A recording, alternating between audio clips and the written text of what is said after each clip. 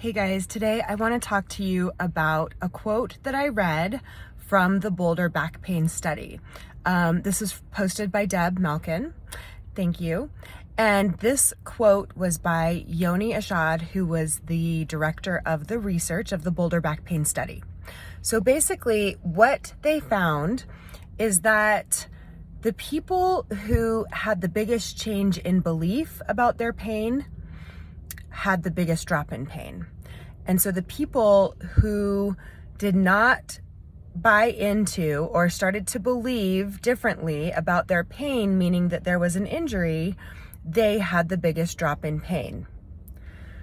So what that's saying is your beliefs really, really matter.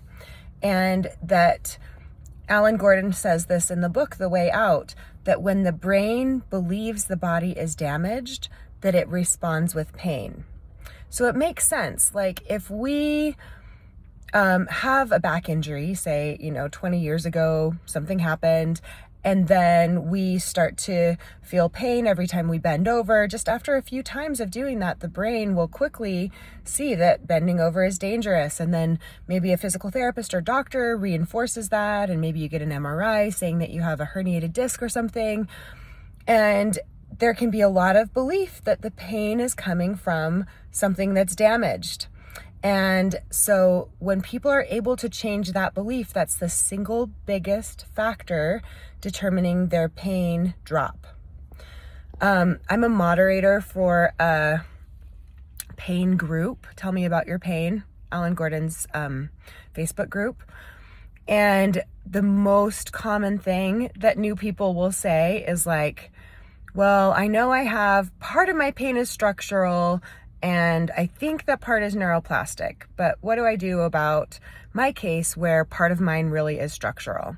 But here's the thing that is something to wrap your head around, is that what we've been calling structural for a long time, most of those things are found in pain-free people as well.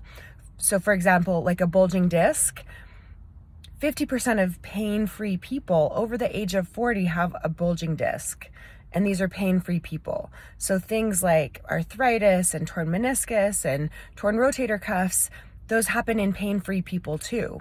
So we want to start seeing that the injury, the structure of the body, is not what is causing pain. And there are rare exceptions of that. You want to get cleared and make sure it's not like a tumor or a broken bone or an infection, or severe arthritis, bone on bone. Those are the 4 exceptions they give in this type of research.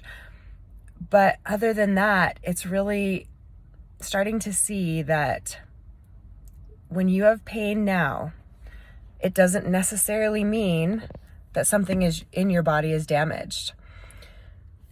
When you start to see that, when you start to try on that belief and find examples, more and more examples of it, you start to see things like maybe, if you have usually pain with sitting, you might be sitting and talking to a friend or watching a movie and notice that you don't have pain. So once you start to open the door just a little bit with your beliefs, you can start to find different examples and start to teach your brain that things like movement can be safe and things like different foods can be safe, and that really what we need to do is manage our emotions and nervous system state and our stress levels and things like how critical we are of ourselves, and if we're giving at our own expense, like those are bigger factors.